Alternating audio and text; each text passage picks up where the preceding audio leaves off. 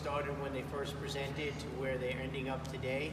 So I know, Sal, you're doing the video, but you're up first. Is somebody, you have a friend to help you? And then before Sal sets up and gets started, I do want to just thank this year, I didn't remiss in doing this, the people that supported us to go forward. Bazaars, Uncork New York, which is the Wine Council, Brown Altman, Arizona, Ice-T, Reckler Equities, Water Lilies, Peter, I know you're here today, thank you. Folks Insurance, Water Heaters, Harvey's here, Nino, Nixon Peabody, and Barry Shapiro, who also helps with our membership committee. And thank you all for your support for 2019. Sal, what's happening? Cool. There's a lot going on with you. Yeah, well, we'll talk about Big Blues Onion Sauce. I'm Sal, co-founder of Big Blues Onion Sauce. I did a presentation for the council a couple of months ago at the beginning of the summer, and things absolutely have gone a little slower than we'd planned this year, mostly due to manufacturing hurdles. So we were unable to get onions in the quantities we needed because I need organic onions. We're a USDA organic certified product.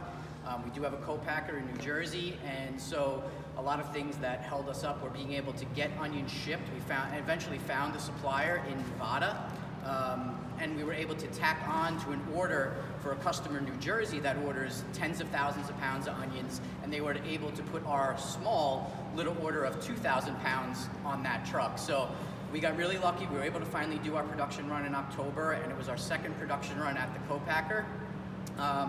And so the good news is that production run was excellent. It's the best onion sauce we've made so far, like in taste and texture and flavor and all those things. So that was really great news, but in October, that's the end of grilling season in New York. It's the end of a lot of things, and we're seen as that type of product. So my focus right now going into the winter is twofold. One, we hired an independent sales consultant who's helping us get distribution. Samples have gone out to a number of national retailers, including Ross and Wegmans and a handful of others, including Regent Cruise Lines. We're looking to be a food supplier for a couple of different cruise lines. And my main focus is building the e-commerce side of the business, where I'm doing a ton of recipe development. Still, the number one question that I get, whether I do a church fair or a farmer's market or anything like that, is what do I use it with?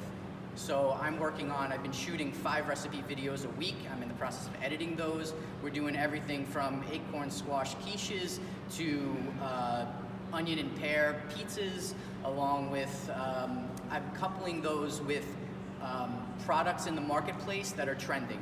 So we're using products that we pair well with, like Applegate Farms and cauliflower pizza crust and the gluten-free and organic market segments. So that's the strategy for us right now, and we're hopeful going into 2020 that we're going to find more distribution as well as increase the e-commerce side.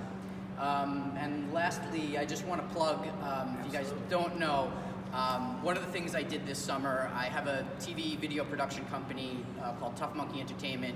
It was a project that we produced this year called Family Kitchen Revival.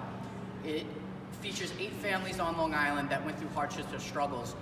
Everything from a woman who lost her son to suicide, to two young daughters who lost their mother to cancer. And the premise of the show was they wanted to thank the people that helped them most through these tough times with a big family-style meal prepared by a celebrity chef. All 8 episodes are available for streaming on Amazon Prime right now, and I would really appreciate if you guys would go look at that. It's really important for these people's families' stories to be told. So that's it. Name again? Family Kitchen Revival, and you can find that on Amazon Prime Video or Roku via a Glued TV app, or you can message me and I can get you a link.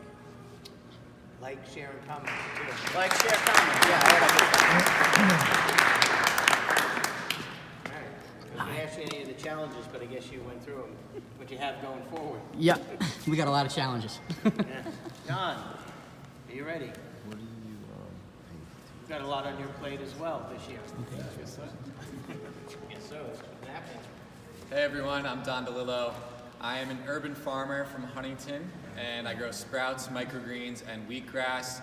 They're essentially just really young plants that you eat to get healthy. Chefs like to use them for plating.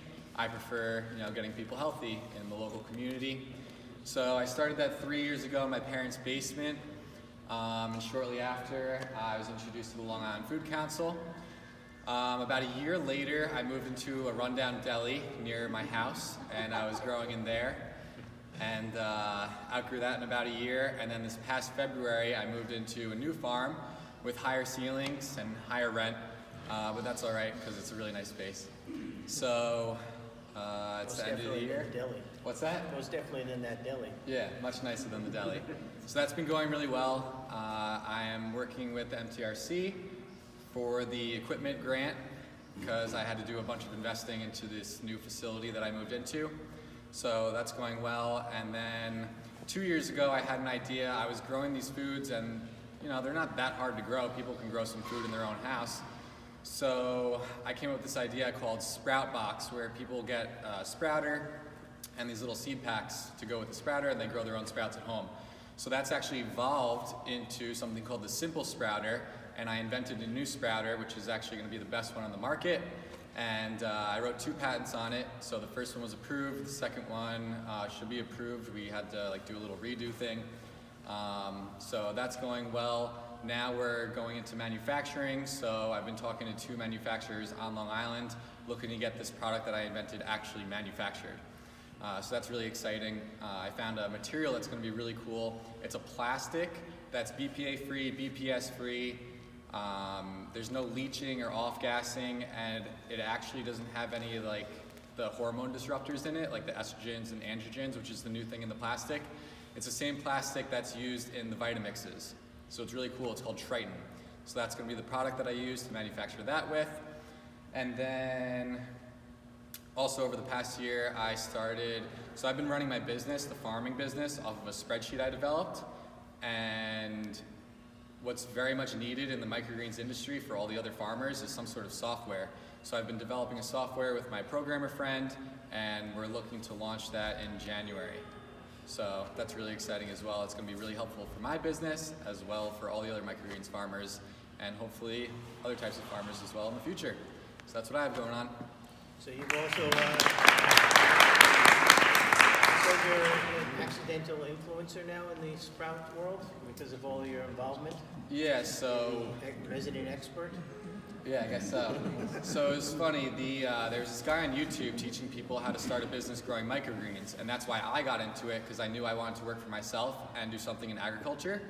So this guy, he has this guide that you purchase, and he posted a video or sent out an email or something that was like, if you purchase my guide and have sold $3,000 worth of microgreens, I'll interview you and I'll give you all your money back on the course. So this is like a new course that he had launched that I didn't even have yet. So I messaged him and I was like, hey, I had your first course. I'm doing $8,000 a month. Why don't you interview me and give me the new course for free?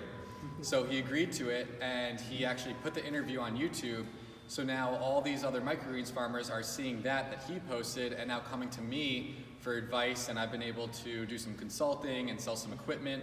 So that's been really awesome, and I think that's actually going to give me a head start when I go to give out this software and when I launch my YouTube channel and start educating on there as well.